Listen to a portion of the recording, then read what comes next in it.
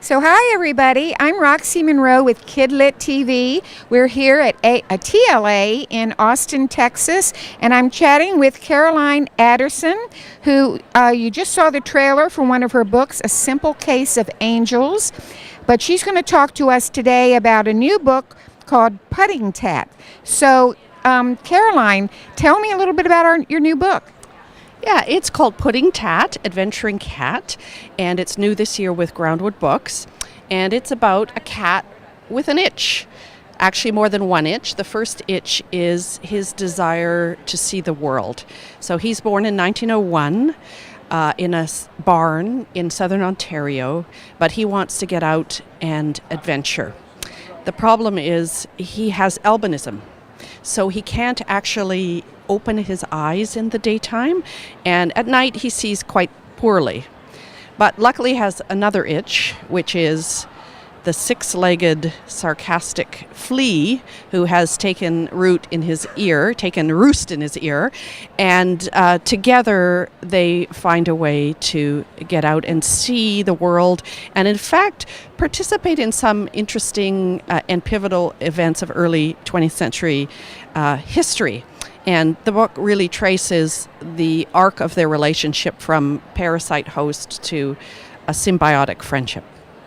Now, so if I have to ask you about your characters, those are the two main characters. Those are the two main characters, but there's a huge host of characters that they meet along the way, many of whom were actual historical figures. So there's Annie Edson Taylor, who was the first person to go down Niagara Falls in a barrel. President McKinley makes an appearance when he's assassinated at the Pan American World Fair. A man called Jack Irwin, who made the first air-to-land telegraph transmission during the first attempt at a transatlantic flight in 1910 in a dirigible, the America. The Titanic, the story of the Titanic is part of it, so some of the figures there, Isa and Isidore Strauss, who owned Macy's, who perished on the Titanic, their characters in the book, on and on. There's a whole cast of them. Also, a bunch of people that I made up, some of whom are stand-ins for actual people or who represent a larger group. For example, there's one character who's based on Asa Philip Randolph, who was the organizer of the Brotherhood of Sleeping Car Porters, the first African-American labor union in the United States. But in real history, he would have been too young in my story frame, so I developed a character who shares part of his name and some of his concerns. And there's a little boy, Giancarlo, who is an itinerant street musician, and that was a huge part of history that I discovered in my reading about these children who were indentured to be street musicians from Italy around the world. So he's there, not an actual child, but a representative of that group of children. Yeah. So it sounds like you cover history, geography, quite a bit of kind of nonfiction content. Yes, but it is a fictional story and it's lots of fun and very funny, and much of the humor is the relationship between the flea and who's outrageous and just terrible and conceited and he feels he's above all other fleas and that he demands. He has an attitude. He does. He has a very bad attitude, and Pudding is so placid and mild and easy to get along with, So yes, so it's historical, but it's also just deeply fun, I think. So now, when did you start writing children's books, and kind of how did you get into it? Well, I was already a writer for adults and had published a number of books for adults. And when my son was about 5 years old, it suddenly struck me that I had been reading all these wonderful kids' books all along, and it seemed like such a great thing to write. Why don't I try writing for kids? And I was right. It was a lot of fun. And 16 books later, my son's now 20. Wow. So he must be proud of his mom. Well, indifferent, I'd say. Kids. Indifferent, yes. By the way, this is a middle grade? It's middle grade, but I wrote it with this kind of storyteller feel to it.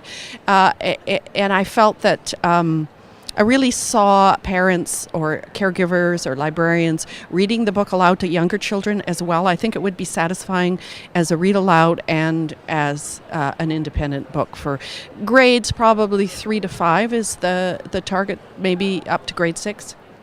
Now, you've already had your book signing, so you're here at TLA. How are you enjoying TLA? Didn't you tell me that this is the first conference you've been to? It is. It's my first library conference, and it's just fabulous. I'm loving meeting the librarians, and Austin is beautiful. I love Southern manners, I have to say. Everybody is so incredibly polite, and I'm from Canada, not so polite. And they all call you ma'am. All the young boys and girls say, yes, ma'am, no, ma'am. Yes, I love it. I love it. Ma'am me, ma'am me. So you're promoting this book, and you have the other, we just saw the promo. So what are you working on now? I have a number of books. I always have things on the go, but I have a series with Kids Can called about a boy called Jasper John Dooley, and there were 6 books in that series, which I loved writing, but I decided that I had reached the end of my ideas, and I really wanted every book to be really good, and so I stopped after 6 books. So the publisher asked me to do a spin-off series, and in book 3 there's a girl who is intent on getting married with Jasper John Dooley, and he does not want to get married to her. However, she has a trampoline, so he has a hard time staying away from her. So the publisher asked if I would, she's kind of like Taming of the Shrew. She asked me would I write a series based on her. So they're about this girl, her name is Izzy Isabel. So I'm doing that now. And that's going to be a series? That's going to be a series. There's 3 books contracted to start with, and it starts in 2020. So by the way, when you do a series like that, do you send a synopsis for all 3 books? Well, in that, I did originally with the Jasper John. I did 2 books. I think I had 2 books written and some synopses. With this one, because it's a spin-off, it was actually the publisher's idea to write a book about this girl. So I just went ahead and did it, and we didn't even discuss what they were about. So would 1 book a year be coming out? Yeah, 1 book a year for the next 3 years, from 2020 to 2023. Seems a long time away. I cannot believe we're going to be in 2023. It's scary. So if you could meet any children's book author or illustrator, extant or not extant, who would that be and why? Well, I'm going to say 2, and they're both thankfully extant. One, amazingly, is